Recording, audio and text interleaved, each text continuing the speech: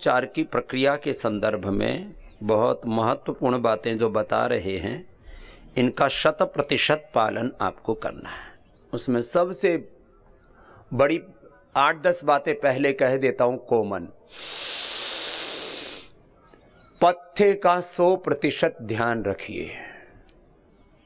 जो आपको खाना है वही खाना है, जो नहीं खाना वो नहीं खाना। ये विशेष सावधानी आपको 1-2 सप्ताह से लेकर के 1-2 माह रखनी है। उसके बाद आपका शरीर सामान्य हो जाएगा तो फिर सामान्य आहार ले सकते हैं।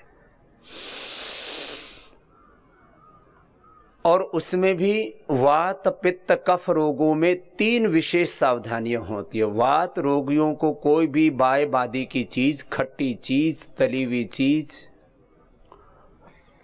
उनको खीरा तक भी नहीं खाना है, लौकी का जूस भी नहीं पीना। सूप और सब्जी ये उनके लिए पथ्य है, लेकिन जूस पी लिया तो अर्थराइटिस वाले के ऊपर हमने यदि 7 दिन 15 दिन करके काम और उसको अच्छा बनाया तो एक बार का जूस पीने से ही अर्थराइटिस का पेशेंट वापस उसी गड्ढे में पड़ जाएगा जहां से उसको उभारा था। माने जो बेनिफिट हुआ था वो बेकार हो जाएगा। एक बार आपने नींबू खा लिया, एक बार आपने अचार खा लिया, यहां तक कि आपने खीरा खा लिया, कोई भी खट्टी चीज खा ली, जितने भी खट्टी चीजें हैं सिट्रिक फूड्स हैं। अब कुछ लोग अनाड़ी पने में कोई योग के नाम पर, कोई आयुर्वेद के नाम पर, कोई प्राकृतिक चिकित्सा के नाम पर, कोई फूड एंड न्यूट्रिशन साइंस के नाम पर अलग अलग तरह से अनाड़ी पने में कुछ प्रयोग करते रहते हैं। ये मत करना। दही छाछ बहुत अच्छी चीज है, लेकिन अर्थराइटिस वाला पेशेंट दही छाछ खाएगा। यहाँ योगाग्राम में भी सप्ताह में एक बार कढ़ी सबको मिलती थी, मैंने आकर के बंद करवाई। मैंने कहा ये कढ़ी बिगाड़ काम बंद करो, क्योंकि जितने भी अर्थराइटिस के पेशेंट थे फिर वो खा लेते थे, फिर कहते थे स्वामी जी कल तक तो लाभ हो रहा था 5 दिन, आज सारा उल्टा हो गया। मैंने कहा क्या किया था? कोई बोला नींबू खा लिया, कोई बोला जो है मैंने तो सलाद खा ली खीरे की, सब बताते सलाद बहुत अच्छी होती है। किसी ने कहा मैंने कढ़ी खा ली, किसी ने जो है नारंगी का जूस पी लिया, मौसमी का जूस पी लिया। अब बात छोटी सी, सामान्य दर्द होने पर ये दिक्कत नहीं करते, लेकिन जिनको अर्थराइटिस है उनको तो जाम कर देते हैं। और किसी को पूरा जाम होना हो तो 1 सप्ताह लौकी का जूस पी के देख लो, 1 सप्ताह नींबू पानी पी लो, 1 सप्ताह जो है आप खीरा खा करके देख लो, 1 सप्ताह दही खा करके देख लो खट्टी, पूरे जाम हो जाएंगे आप। और 1 सप्ताह आप खाली मटर खाओ और फूल गोभी खाओ और आलू खाओ और फिर चल के दिखा दो। आप चल ही नहीं सकते आप, इतना नुकसान होता है वात रोगियों को। ये कितने दिन की बात है? अरे पूरी जिंदगी भर के लिए कोई प्रतिबंध नहीं लगा रहे, कोई रिस्ट्रिक्शन, ये होल लाइफ नहीं है। 1 सप्ताह से लेके 1-2 महीना परहेज करो, जिंदगी तुम्हारी ठहर सी गई है। अरे बाद में खा लेना, ये धरती यहीं पर रहेगी, सारे पदार्थ यहीं पर रहेंगे, तू भी यहां पर रहेगा। थोड़ी दिन परहेज कर ले। वात रोगी, अब पित्त रोगी हैं। पित्त रोगियों के लिए जरा सा काली मिर्च, जरा सा लौंग, जरा सा टमाटर का भी सूप, किसी किसी को उबला हुआ टमाटर अनुकूल पड़ जाता है, सूप बना दिया, उसमें थोड़ा सा जीरा धनिया और थोड़ी सी काली मिर्च कुछ भी डाल दी, हरी मिर्च डाल दी तो फिर तो उपद्रव हो जाएगा। इनकी भी स्थितियां होती हैं। वात रोग जब प्रबल होता है ना तो एक एक अंग प्रत्यंग से आदमी कहराने लगता है। पित्त रोग जब प्रबल होता है तो ज्वालामुखी की तरह पानी भी सामान्य डाल लिया ना वो भी एसिड में कन्वर्ट हो जाता है। तो ये रोग सामान्य स्थिति में होते हैं तो ज्यादा उपद्रव नहीं होता है, जब प्रकोपित होते हैं ना तो प्रचंड रूप में ज्वालामुखी की तरह होते हैं, सीधा सा उधर। तो पित्त का प्रकोप ज्यादा हो तो कोई तली हुई चीज नहीं खाना, कोई नमकीन नहीं खाना। नमकीन जितनी भी खाते हो, आपको पतंजलि से जो फ्लैक्सीड आदि कुछ नमकीन उपलब्ध कराते हैं जिनमें 2% तक ऑयल होता है, बाकी बाजार में भुजिया और ये बड़े बड़े एम्बेसडर्स को ले आते हैं। ये तो अमिताभ बच्चन जी भी खाते हैं, वो खाते नहीं है, मैं पक्की बात बता रहा हूं, खाली विज्ञापन करते हैं और जो मुंह में भी लिया ना उसको पुटर पुटर करके थूक देते बाद में। तुम क्यों बेवकूफ बनते हो? आप रोज खाते हो? बोलो नहीं मैं रोज नहीं खाता, 7 दिन खाता हूं। जितने भी ये हीरो हीरोइंस हैं, जितने भी ये बड़ी सेलिब्रिटीज आप जिनको मान लेते हैं, कुछ होती हैं सच में और कुछ को मान लेते हैं, वो सेलिब्रिटी होती नहीं है। उनका आप व्यक्तिगत जीवन देखेंगे, उनका यदि चरित्र अंदर झांक करके देखेंगे तो बहुत से तो ऐसे हैं उनकी आप शक्ल देखना न चाहोगे, इतने शड़ियल है, और उनको हम अपना आइडियल मान लेते हैं। हमारे आइडियल हैं भगवान राम, भगवान कृष्ण, हमारे आइडियल हैं गौतम, कणाद, जैमिनी, पाणिनि, पतंजलि, महर्षि दयानंद, स्वामी विवेकानंद, गुरु नानक देव, गुरु गोविंद सिंह, भगवान महावीर, भगवान बुद्ध, गुरु नानक देव। हमारे आइडियल हैं प्रॉफेट मोहम्मद साहब, ईसा मसीह, और अलग अलग संस्कृतियों में परंपराओं में गुरु, आचार्य, आदि शंकराचार्य, हमारे रामानुजाचार्य, रामानंदाचार्य, मध्वाचार्य, बहुत एक महान परंपरा है हमारे यहाँ आइडियल्स की। हमारे यहाँ पर आइकॉन्स का टोटा नहीं है, आइडेंटिटी का भी टोटा नहीं है। देखो भाई, आप में से कमर दर्द के कितने रोगी हैं? तो फिर तुम क्यों नहीं कर रहे जैसे कर रहे? लेटो, बैठे बैठे हाथ खड़े कर रहे हो। जिनको भी कमर में दर्द है वो हाथ उठाओ, और एक भी बैठा मिला तो तुम्हारी खैर नहीं। पित्त का रोग ज्यादा होता है तो कोई तीखी तली भुनी चीज नहीं खाना, और कफ का रोग प्रबल होता है तो ठंडा पानी भी नहीं पीना। ठंडा पानी तो अर्थराइटिस वालों को भी नहीं पीना है, ठंडा पानी भी अपथ्य है। किनके लिए? जिनको मोटापा है, जिनको अर्थराइटिस है, जिनको ऑटोमेन डिजीज है, एमएनडी है। ठंडा पानी भी अपथ्य है जिनको cough, cold, sinus, asthma, bronchitis, sinusitis, sarcoidosis है। अब ये क्या खाते हैं? कुल्फी, आइसक्रीम, ये क्या खाते हैं? बर्गर, पिज्जा और कोल्ड ड्रिंक्स, सॉफ्ट ड्रिंक्स और बियर, वाइन, ये सब के सब कबाड़ा है सब ना मेरे भाई। जिनको भी कफ का रोग है उनको ठंडा पानी भी नहीं पीना, ठंडा खाना भी नहीं खाना। जिनको कफ का रोग है उनको दूध भी नहीं पीना। दूध पीना है तो हल्दी, शिलाजीत और केसर डाल के पीना पड़ता है। अकेला दूध उपद्रव कर देता है और फिर भीतर जाकर के चक्का जाम कर देता है। जिनको कफ कोल्ड है उनके लिए दूध भी जहर, उनके लिए घी भी जहर, उनके लिए दही छाछ भी जहर। तो बोले ये क्या खाएं फिर? कफ वाले दूध भी पिए तो उसमें या तो छोटी पिप्पल उबाली जाती है या उसके अंदर हल्दी उबाली जाती है, केसर उबाला जाता है। जिनको केसर खरीदने की का सामर्थ्य ना हो तो हल्दी उबाल लो। हल्दी और केसर में ज्यादा गुण नहीं है, ये अमीर लोगों के चौचले हैं कि केसर वाला दूध। अभी तो सारी दुनिया में गोल्डन मिल्क हल्दी वाले को ही बोला जा रहा है और सारी दुनिया ये पी रही है। सुन लो सब, कफ रोगियों को अकेला दूध भी नहीं पीना है, उसमें या तो दिव्य पेय डालो या उसमें हल्दी डालो या शिलाजीत डालो, फिर वो औषधि बन जाता है। और 1 कप से ज्यादा ना पियो। बहुत तगड़ा ठाड़ा शरीर हो तो 1 गिलास से ज्यादा मत पियो। उसमें खजूर डाल लो, उसमें खजूर बहुत अच्छा होता है। ये कफ रोगियों को तो हम कल्प ही कराते हैं, खजूर कल्प। कफ के रोगी को खाली दिव्य पेय का ही पानी दिन भर पीना है, ठंडा पानी पीना ही नहीं, एक बार भी नहीं पीना।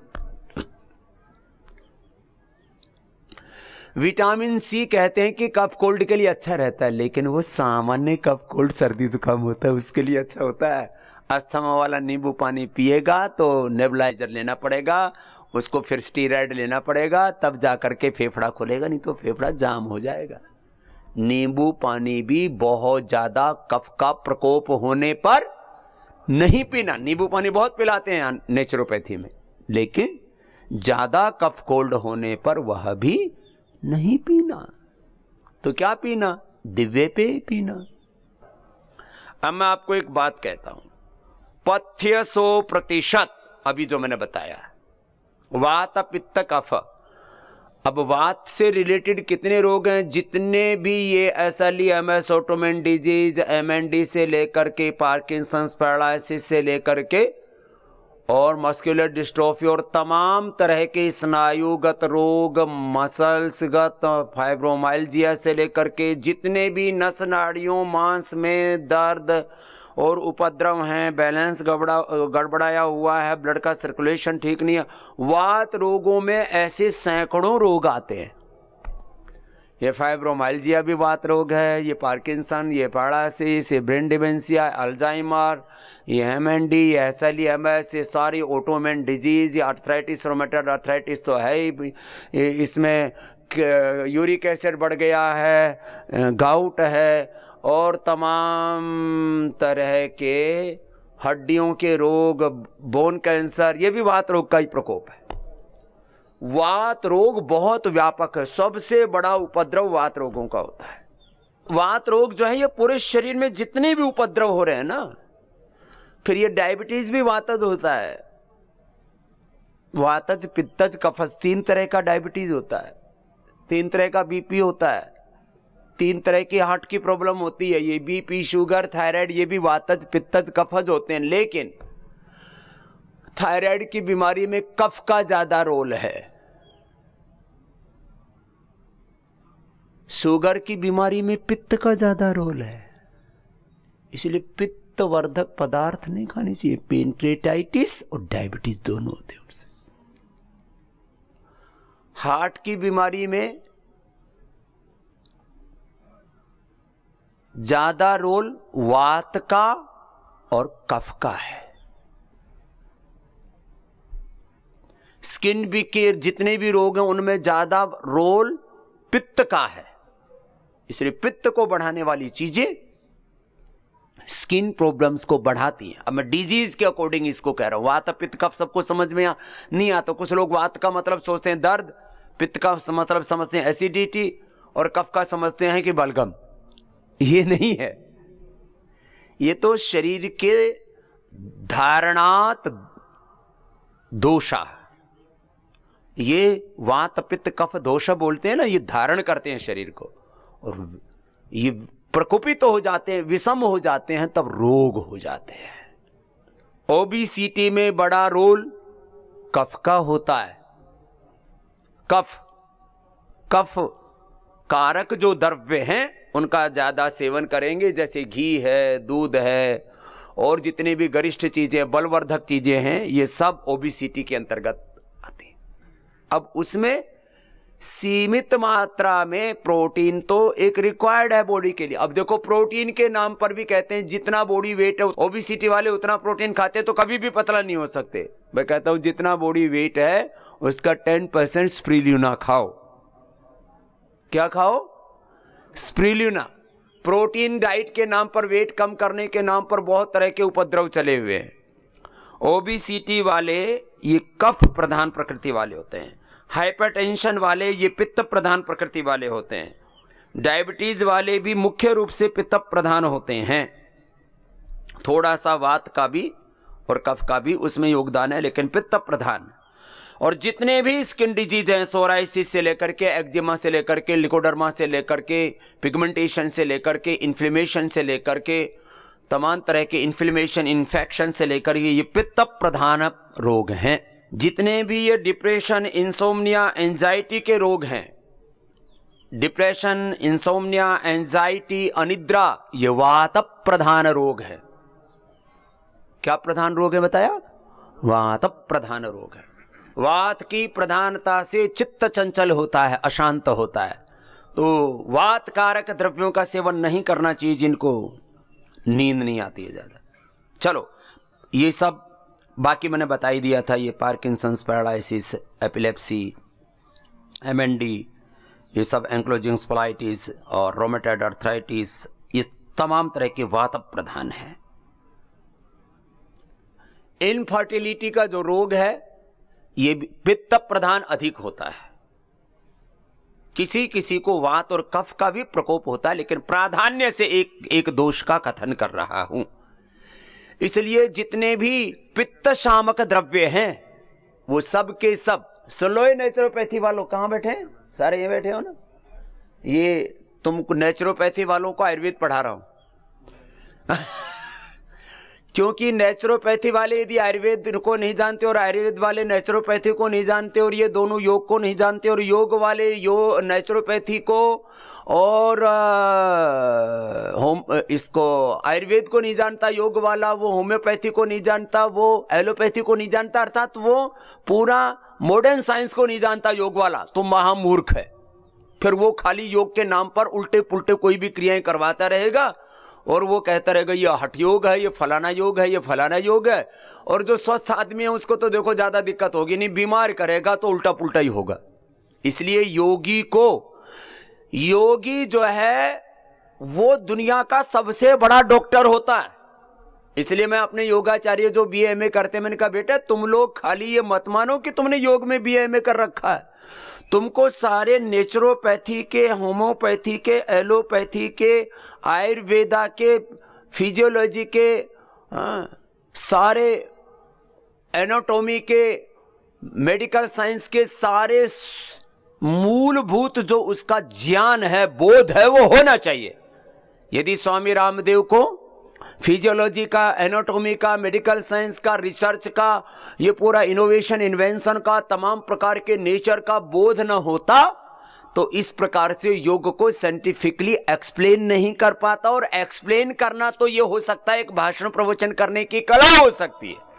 मैंने उसको जिया है कि योग कौन सा आसन, कौन सा प्राणायाम, कौन सी क्रिया, कौन सी मुद्रा, कौन सी विधा, कौन सा साधन करने से क्या होगा, उसको साइंटिफिकली मैं उसको एक्सपीरियंस करता हूं। मैंने खुद उसको एक्सपीरियंस करके अपने पर देखा, लाखों करोड़ों पर देखा, और जो नहीं अभी तक देखा गया वो भी दिखता है, वो भगवान दिखाते हैं। इसको कहते हैं ऋतंभरा प्रज्ञा। योगी तो ऋतंभरा प्रज्ञा से संपन्न होना चाहिए, स्थित प्रज्ञा होना चाहिए। जो उसको योगी को कहते हैं वो त्रिकालदर्शी होता है। मैं अपने आप को त्रिकालदर्शी नहीं कह रहा हूं, लेकिन मुझे दिखता है किसी भी संदर्भ में, और ऐसा ही करके मैंने असाध्य रोगों का इलाज खोजा है। कोई भी रोगी सामने आता है तो दिखता है इसको ये योग करना चाहिए, इसको ये जड़ी बूटी लेनी चाहिए, ये इसको प्रक्रिया अपनानी चाहिए, ये उसको थेरेपी लेनी चाहिए, ये ट्रीटमेंट लेना चाहिए, खान पान करना चाहिए, ऐसा जीना चाहिए, ऐसा रहना चाहिए। और जो मान लेते हैं वो सुखी हो जाते हैं, स्वस्थ हो जाते हैं। जो नहीं मानते, ये छोटे छोटे बच्चे और बड़े बड़े बच्चे जो डायबिटीज वाले हैं, वो पूरा करो बेटा अभी, हाँ, और जोर जोर से करो कपालभाति, भस्त्रिका और कपालभाति के साथ करो। अब देखो, ये कार्यक्रम मैं पहले नहीं कराता था, तो मुझे एक दिन अंतः प्रेरणा हुई, इंस्पिरेशन हुआ। कुछ लोगों को तो सोते समय सपने आते हैं, मुझे स्वप्न हुआ, दृष्टांत हुआ। मैं सोते सोते कुछ नहीं सोचता, मैं सोता हूं आराम से, मुझे जागते जागते सारे दृष्टांत होते हैं। और इसलिए यहां जो मैं कुछ 8-10 बीमारियों के बारे में मैंने बड़ी बातें कही है ना, कि टाइप 1 डायबिटीज अच्छे होते हैं तो कर दिए हैं, लेकिन कैसे? अब देखो, मुझे भी साथ साथ करना पड़ेगा। करो महात्मा जी, आप लगे रहो ऐसे। जब मैं करता हूं ना तो सब कर लेते हैं, और जब मैं बैठा बैठा भाषण देता हूं तो चेले तो चाहते ही ऐसे कि कुछ करना ही ना पड़े। हमारे गुरुजी कहते थे, बेटा जो तू करेगा तेरे शिष्य उसका 10% करेंगे, ऐसा मत करो भाई। डायबिटीज नहीं है तो क्या? तो इससे liver, spleen, intestine, pancreas, uterus, ovary, lung, heart, brain अच्छे होंगे। ऐसे बैठ के करो, ऐसे बैठे हुए हैं जैसे कहीं बारात में आए हुए हो, किट्टी पार्टी में आ रखे हो यार।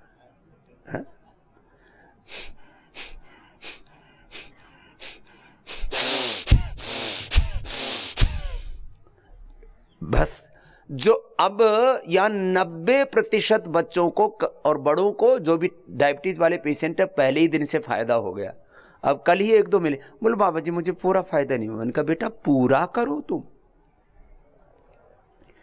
एक स्पेशल कंडीशन में, फिर पूरी श्रद्धा रखो, पूरी एकाग्रता रखो। कुछ उचक पुचक स्वामी जी मैं ठीक नहीं हो रहा, मेरे को लगता मैं ठीक भी नहीं होऊंगा, अब तो मौत ही मेरा समाधान है। तो मैंने कहा करना क्या, मरना है क्या? फालतू में ऐसे दिमाग खराब रखते नहीं।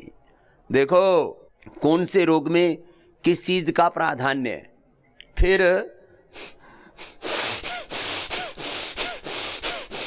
ये कह दिया तो मैं कह रहा था आपसे, मैंने पहले तो इस देश को प्राणायाम करना सिखाया, उसका प्रचार किया, करीब 20 साल तो उसी का ज्यादा प्रचार किया।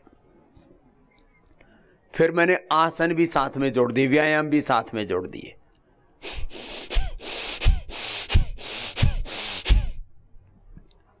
व्यायाम भी करो, आसन भी करो, लेकिन प्राणायाम और ध्यान के साथ करो। फिर इसके साथ मैंने उसका टाइमिंग देखा कि जो पूरा टाइमिंग दे रहे हैं, इसलिए जो मैं योग का टाइमिंग बताता हूं वो दुनिया की किसी किताब में नहीं लिखा हुआ है। आसन का, प्राणायाम का मुख्य रूप से 2 ही क्रियाएं हैं, आसन, प्राणायाम, ध्यान। ध्यान में 5 मिनट से ज्यादा अभी नहीं करवाता आपसे, किसी को विशेष आवश्यकता हो तो उसको निर्देश दे देता हूं।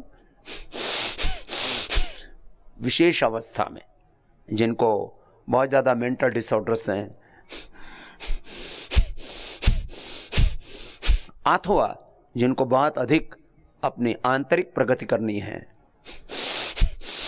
उनके लिए 2 चीजों पर सबसे ज्यादा ध्यान है अभी यहां पर। एक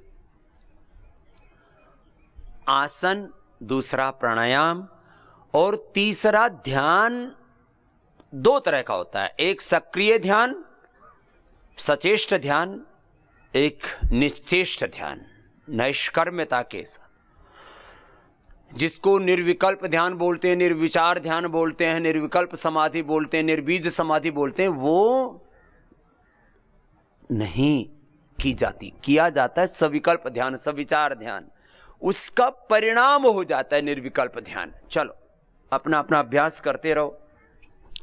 तो जो मैंने 8-10 नई बातें कही, उनका भी हेतु समझ लो। मैं यहां बोलता हूं कि आपका हम टाइप 1 डायबिटीज अच्छा करते हैं, तो कैसे अच्छा करते हैं? अब वो 10 बड़ी बीमारियां जिनके बारे में मैं पहले नहीं बोलता था, अब बोल रहा हूं, आसन करते करते ही बोल लेता हूं। चलो, आसन के साथ भस्त्रिका,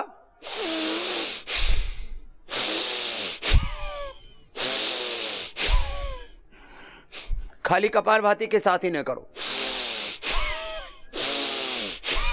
दोनों कर लो साथ साथ। भस्त्रिका और कपालभाति के साथ करो, एकाग्रता के साथ करो। आसन, प्राणायाम, ध्यान तीनों मैंने साथ में करवा दिए। ध्यान इस बात का संकल्प, इस बात का ध्यान माने कंसंट्रेशन, मेडिटेशन, एकाग्रता, एक बिंदु पर केंद्रित होना। तो आप अपने रोग के निवृत्ति के संकल्प के साथ करो अपना योगाभ्यास। मेरा रोग मिट रहा है, मेरा मोटापा घट रहा है, मेरा दुख दर्द दूर हो रहा है, ऐसे चलो। डायबिटीज में हम जो भी आपको योगिक क्रियाएं करा रहे हैं, आसन, प्राणायाम, ध्यान करा रहे हैं, ये सब आपके अपने पेनक्रियाज पर ध्यान करके आप ये सारी क्रियाएं करो। और मेरा पेनक्रियाज एक्टिवेट हो रहा है। सुन लो बच्चों, और ये बड़ो जो कह रहे हैं कि हमारा भी शुगर कंट्रोल नहीं आया है, अपने पेनक्रियाज पर ही ध्यान धरो और तुम्हारा पेनक्रियाज प्रचंड रूप से उद्बुद्ध, जागृत हो जाएगा। संकल्प मात्र से शरीर काम करता है। हाँ, कि मेरा पेनक्रियाज एक्टिवेट हो रहा है। ये लगातार 1 घंटा ध्यान होगा आपका। 1 से 2 घंटा जब ये प्रैक्टिस आप पेनक्रियाज पर अपने मन को केंद्रित करते हुए करेंगे, जिनको किडनी की प्रॉब्लम है, जिनको फैटी लिवर है, लिवर सिरोसिस है, हेपेटाइटिस, जिनको कोलाइटिस है, जिनको कॉन्स्टिपेशन है, पाइल्स फिस्टूला है, अपने अपने रोग की निवृत्ति का संकल्प, जिनको अस्थमा ब्रोंकाइटिस है, जिनको हार्ट के ब्लॉकेज है, वो ऐसे ही बैठ करके यही अभ्यास करेंगे कि मेरे हार्ट के ब्लॉकेज दूर हो। जिनको थायराइड की प्रॉब्लम है तो T3 T4 TSH का मेरा थायराइड पैराथायराइड का पिट्यूटरी ग्लैंड का मेरा बैलेंस हो रहा है, उससे मेरा T3 T4 TSH का आज ही बैलेंस हो रहा है, अभी बैलेंस हो चुका है। इस भाव चेतना के साथ जब करते हैं, ये आर्थराइटिस वाले भी, जिससे जितना आसन बन पाए उतना कर लेना। अपने जो मोटापा वाले हैं, मेरा मेटाबॉलिज्म बॉडी का अच्छा हो रहा है, मेरे भीतर लाइपोलाइसिस अच्छा हो रहा है। हर एक व्यक्ति, मेरे कैंसर जो है, किसी को कैंसर सेल्स हैं तो वो मेरे शरीर का जो है ऑटोफेगी प्रोसेस अच्छा हो रहा है, तो जो मेरे हेल्दी सेल्स हैं अनहेल्दी सेल्स को अपने आप भीतर से खा के उनको खत्म कर रहे हैं। मेरे भीतर शुद्धिकरण चल रहा है, अपने आप सशक्तिकरण। जो रोग है उस रोग की निवृत्ति की संकल्प के साथ आसन प्राणायाम और ध्यान, ध्यान माने संकल्प, संकल्प माने विचार, सविचार समाधि, सविकल्प समाधि, सबीज समाधि इसको बोलते हैं। तो आसन प्राणायाम ध्यान ये सब व्यवहार के रूप में चल रहा है, जिसको सब एक्सपीरियंस कर सकते हैं। बहुत से लोग ध्यान के नाम पर बैठे बैठे बस खाली कल्पनाओं के, सपनों के संसार में उड़ान भरते रहते हैं, आना जाना कुछ है नहीं। सुनो, अपना अपना अभ्यास करते हुए हम आसन प्राणायाम ध्यान, आसन समझ में आ रहा है, प्राणायाम आपको समझ में आ रहा है, भस्त्रिका कपालभाति, जिनको जरूरत है वो बाह्य प्राणायाम उज्जाई भी साथ साथ में कर लेंगे। और अस्थमा वाले बीच बीच में अपना भर के भी थोड़ा रोक भी लिया करो, उससे भी लंग स्ट्रेंथन होता है। आसन प्राणायाम सबको पता है। ध्यान अपने रोग की निवृत्ति का संकल्प, यही ध्यान करना है आपको। आपको भगवान को पाने की जरूरत नहीं, भगवान तो प्राप्ति है। पाया उसको जाता है जो आपके पास ना हो। अरे भगवान कहीं खोया हुआ है, क्यों ढूंढ रहे हो? पानी में मीन प्यासी रे मुई सुनी सुनी आवत हासी, आत्म ज्ञान बिना नर भटके, कोई मथुरा कोई काशी, जैसे मृगाना बिकसूरी बन बन फिरता उदासी रे मुई सुनी सुनी आवत हासी, जाको ध्यान धरे विधि हरिहर मुनिजन सहसा 88, सो तेरे घट माही विराजे परम पुरुष अविनाशी रे मोई सुन सुनी आवत हासी, है हाजिर के ही दूर बतावे दूर की बात निराशी, कहे कबीर सुनो भाई साधो गुरु बिन भ्रम न जासी रे मोई सुनी सुनी आवत हासी, आनंद स्रोत बह रहा पर तू उदास है, अचरज जल में रह के मछली को प्यास है, फूलों में ज्यों सुवास ईख में मिठास है, भगवान का तो विश्व के कण कण में वास है, टुक ज्ञान चक्षु खोल जरा देख तो सही, जिसको तू ढूंढता वो सदा तेरे पास है, फिर तू क्यों उदास है? अपना अपना अभ्यास सब करेंगे।